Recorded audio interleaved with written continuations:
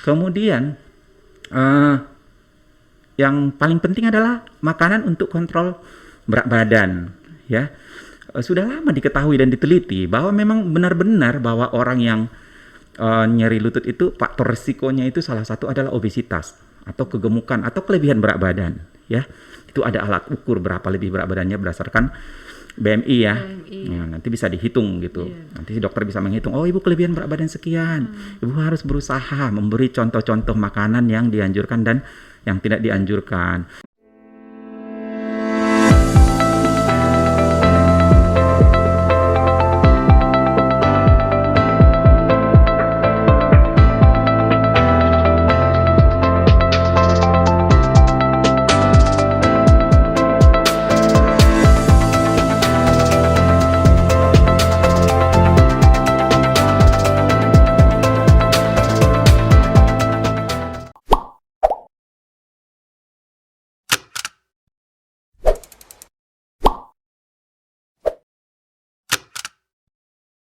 Kemudian eh, yang paling penting adalah makanan untuk kontrol berat badan, ya. Sudah lama diketahui dan diteliti bahwa memang benar-benar bahwa orang yang nyeri lutut itu faktor risikonya itu salah satu adalah obesitas atau kegemukan atau kelebihan berat badan, ya.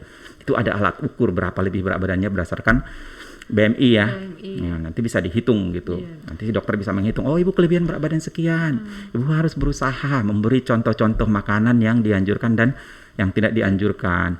Terus juga kegemukan itu terjadi kan memang karena asupan berlebihan dengan aktivitas fisik yang tidak seimbang. Jadi kalori banyak masuk, yang dibakar sedikit. Jadi itu dari penumpukan, ya, berat badan berlebih. Jadi itu harus diedukasi, diterangkan sama pasien. Nah, baru si dokter memikirkan terapi farmakologis sesuai dengan penyakitnya, ya. Iya. Jadi bukan semata-mata hanya memberikan steroid, ya, non steroid, ya. Belum lagi efek samping obat yang sangat panjang, Iya. ya. Nah, jadi harus dipikirkan benar-benar tujuan pemberian obat ini terhadap siapakah, apakah pasien itu ada penyakit penyerta lainnya, misalnya jantung, ya, penyakit jantung, diabetes, ya, penyakit metabolik lainnya, harus benar-benar diperhatikan si dokter dalam memilih, memutuskan obat apa yang sesuai. Apakah ada gastritis misalnya, ya, karena obat-obat NSAID itu efeknya sudah terbukti mempengaruhi lambung, ya, Iya. kira-kira begitu. Oke. Melanjutkan yang tadi, Dok. Sekarang ini yang lagi hot topic tuh mengenai intervensi nyeri. Nah, kapan kita lakukan intervensi nyeri pada nyeri lutut, Dok? Intervensi nyeri itu kita berikan untuk kasus-kasus yang sebenarnya yang tidak bisa dikontrol dengan non farmakologis dan farmakologis yang standar, ya. Jadi misalnya lah begini, pasien itu sudah beberapa lama kita tangani dengan pemberian obat standar, tapi tidak pasien tetap mengeluh, ya. Skor pasnya tetap tinggi, artinya pasien kalau melakukan aktivitas, nah, satu hal kan nyeri lutut ini sangat dipengaruhi oleh aktivitas, ya, naik tangga, turun tangga, berjalan. Waduh dokter, 200 meter udah nggak kuat, ya. Nah, gitu, ya. Sebenarnya intervensi itu makin cepat diberikan makin bagus loh, ya. Jadi kalau grade 1-2 diberikan, ya, intervensi itu untuk yang ini, ya, untuk seperti PRP sama proloterapi, ya. Nah, kalau pemberian injeksi HA juga, ya, hyaluron asid itu, ya, itu juga lebih bagus diberikan dalam stadium 1-2. Kalau KL menurut KL itu 1-2, ya, menurut gambaran radiologis X-ray-nya. Jadi inilah kalau masalahnya di kita sekarang ini. Biasanya pasien itu datang udah stadium 3-4, ya. Udah benar-benar dia terganggu, udah disabilitasnya tinggi, ya. udah aktivitas sehari-harinya udah terganggu, baru dia datang gitu ya. Dan ada juga yang beranggapan nyeri lutut kan ya biasa aja, udah tua gitu ya. Iya. Padahal itu pandangan yang salah sebenarnya. Kalau seandainya pasien ini waktu masih nyeri-nyeri ya gravitasi sedikit atau misalnya kaku aja ya, di awal-awal dia udah datang ke dokter ya, udah ingin sekali memeriksakan dirinya kira-kira apa ini nyeri lutut saya, dan kita edukasi di awal-awal kita lakukan intervensi, lebih bagus hasilnya. Nah, khusus kalau steroid itu kan injeksi biasanya kita berikan untuk nyeri akut. Untuk nyeri akut, jadi nggak terkontrol lagi dengan yang oral. Dengan oral ya dok? Ya, nggak terkontrol dengan oral. Kita lihat pasiennya, kemudian efusi luas, kita sebaiknya melakukan aspirasi ya, fotosentesis, kemudian kita berikan steroid. Nah, itu kalau pemberian HA itu setelah infeksi meredah, nggak boleh lagi lututnya meradang, kita berikan HA. Nah, ini tadi untuk yang ini, untuk yang OA ya. Yeah. Kita bicarakan untuk yang OA. Karena kalau untuk yang arthritis rheumatoid kan itu ada unsur-unsur obat lain seperti DMARD ya. Ada agent modifying disease-nya udah ya. Itu memang harus terkontrol di situ. Berbeda obatnya dengan OA. Cuman tadi kita kan udah sepakat bahwa yang paling banyak kasusnya memang OA ke poliklinik kita ya. Jadi kita harus tahu tahap-tahap apa yang harus kita berikan ya kepada pasien-pasien kita. Kapan kita lakukan steroid, kapan kita lakukan HA, kapan kita berikan PRP atau proloterapi atau stem cell. Sekarang juga ada ya, makin berkembang ya, walaupun sudah lama tapi tetap studinya berjalan ya sampai saat ini. Terkadang pasien nyeri lutut itu sering mengeluhkan ada komponen-komponen nyeri neuropatik seperti tersetrum atau kebas-kebas dok. Bisa dokter jelaskan bagaimana mekanismenya dok? Karena kan kalau kita ketahui nyeri pada lutut itu karena trauma ataupun karena infeksi itu kan komponen bukan inflamatorik, bukan neuropatik dok. Oke. Sekarang kita fokus ke nyeri karena OA dulu ya. Nah, karena itu paling banyak. Jadi kalau tahap 1 pertama orang kan nyeri lutut cuma ngerasain kaku. Ya. Kaku itu berarti kesulitan untuk melakukan gerakan fleksi ekstensi ya, terutama pagi hari ya. Nah, karena ini adalah degeneratif kronis, lama-lama kan berlanjut kerusakan-kerusakan mulai dari sebagian tulang rawannya yang rusak, lama-lama separoh full rusak ya. Kalau tulang rawan itu kan avaskular, nggak ada pembuluh darah, nggak ada sarafnya. Jadi waktu masih tulang rawan sedikit-sedikit itu rasa sakit itu mungkin belum terlalu banyak ya. Nah, begitu kerusakan meluas ke subkondral ya, ke atas lagi udah mendekati tulang nih. Nah, dan bersamaan dengan itu juga kan struktur-struktur non artikular juga mengalami kerusakan ya, seperti sinovitis ya, bursa yang saya sebutkan tadi, ligamennya juga akan mengalami kerusakan ya, osteopit di tulang juga udah makin banyak ya. Artinya itu berapa tahun sih berbeda tiap orang ya, tiap orang itu berbeda-beda berapa lama dari gejala awal sampai seterusnya timbul keluhan-keluhan nyerinya ya. Dari dulu dipahami bahwa nyeri lutut itu adalah nociceptic pain ya, atau inflammatory pain ya. Nah, tapi belakangan setelah dipelajari ternyata ada juga unsur neuropathic pain di situ ya. Neuropathic pain kan kerusakan fungsional saraf perifer ataupun sentral. Jadi pada saat sudah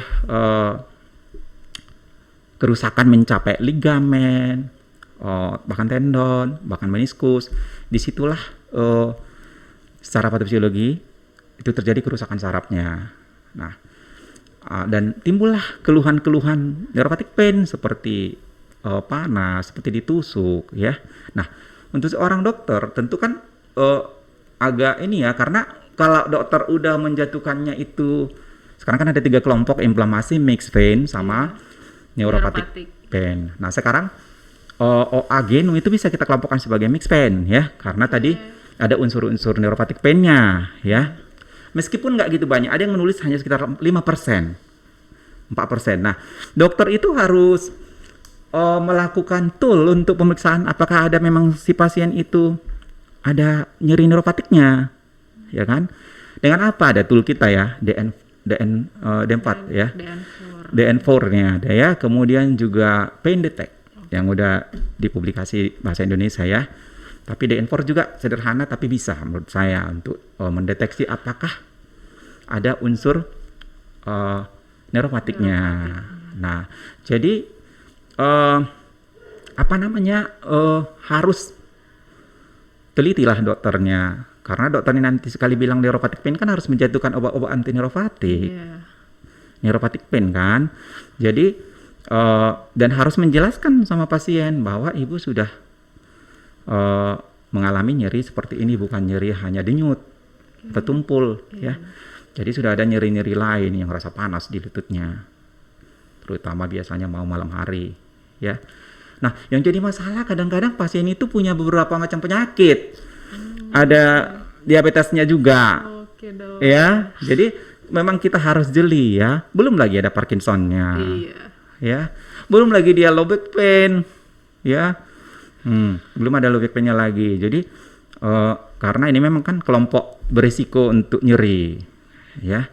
Makin tinggi usianya, makin berisiko untuk nyeri. Ya, itu udah kayak bahasa alam lah itu ya kan, makin lansia, makin lanjut usia, makin banyak keluhan nyerinya ya. Nah, jadi harus teliti dan benar-benar diperiksa ya. Jangan alasannya udah nyeri kronik udahlah gabapentin aja. Jangan seperti itu ya. Karena walaupun 6 bulan dia belum tentu muncul neuropathic pain-nya. Harus di pain detect tadi saya bilang ya. Kalau teorinya sih chronic pain kan pasti lama-lama jadi neuropathic pain ya, karena ada sensitivitas perifer, sensitivitas sentralnya di situ berperan sehingga akan terjadi nyeri neuropatik ya. Jadi hati-hatilah memberikan pada nyeri lutut, belum lagi efek sampingnya kan, nanti pasien dokter saya keracunan obat oyong kali katanya, iya kan? Iya benar. Iya, ada saya lihat beberapa gampang ya memberikan, maka maksud saya hati-hatilah memberikannya sebelum melakukan tool lah pemeriksaan dengan DN4 atau Pain Detect. Ya, baru yakinkanlah diri bahwa memang dia udah punya nyeri neuropatik. Iya, jadi sangat berbeda ya dok, nanti bakal penata laksanaan jika ada campuran neuropathic pain-nya. Iya. Ya kalau begitu prognosis dari nyeri lutut ini sendiri bagaimana dok? Prognosisnya sebenarnya tergantung grade mana datang ya. Kalau dia datang masih awal-awal, kita edukasi benar, ya. Disitulah namanya itu edukasi itu penting sekali. Nanti kan pasien nggak taat lagi. Latihan fisiknya nggak taat. Kita suruh 2 kali seminggu naik sepeda ya bu, 5 km. Datang lagi sebulan, udah naik sepeda bu? Belum. Ya. Iya, jadi sangat tergantung pada apa yang dikerjakan pasien, ya. Kalau lah misalnya datang dia udah stadium lanjut, udah grade 4, obat apapun udah nggak mempan, ya tentunya pilihan lain kan. Pilihan lain jatuh ke surgery, ya. Ada total kidney replacement misalnya, ada arthroplasty misalnya, ya. Udah jatuh ke situ, ya penanganannya udah lain, ya. Nah, jadi prognosisnya berbeda setiap grade nyeri lututnya. Makin awal grade-nya makin rendah, prognosisnya makin bagus. Prognosis itu kita ukur dari apa? Hidup pasien sehari-hari. Ya, kualitas hidup sehari-hari. Apakah dia bisa melakukan aktivitas lagi? Ya, jadi sangat tergantung. Ingat hal juga ya bahwa komponen nyeri kronis itu jatuhnya kan komponen depresi, insomnia, hati-hati juga. Ya kan, jadi kalau datanglah udah nggak bisa tidur tiap malam coba, karena mengatakan nyerinya hebat, prognosisnya udah berbeda kan. Jadi kalau udah psikologis terganggu, udah beda lagi prognosisnya. Jadi sedapat-dapatnya jangan sampai ada komplikasi seperti itu, gangguan depresi, insomnia. Ya, kalau udah datang dengan itu tentu prognosisnya lebih buruk. Nah, kalau begitu supaya prognosisnya baik, rajin kontrol, turut edukasi dokter, pasti berhasil. Ya. Nah, itu sahabat Perdosi. Jadi jangan segan-segan untuk mencari bantuan ke dokter sedini mungkin sehingga nyeri lutut kamu tidak akan jatuh pada nyeri kronis dan berakibat kualitas hidup yang akan memburuk. Baik dokter, terima kasih atas semua ilmu yang telah diberikan. Semoga ini akan memberikan manfaat bagi sahabat-sahabat Perdosi dan menjadi amal bagi dokter, dok. Sama. Ya. Baiklah sahabat Perdosi, jika kamu menyukai video-video yang ada di Perdosi Podcast, kamu bisa langsung subscribe di kanal YouTube Perdosi Medan dan jangan lupa klik komen dan aktifkan notifikasi lonceng untuk mendapatkan informasi-informasi terbaru mengenai video-video dari Perdosi Medan. Akhir kata, saya ucapkan terima kasih dan sampai jumpa di podcast selanjutnya. Assalamualaikum, selamat pagi.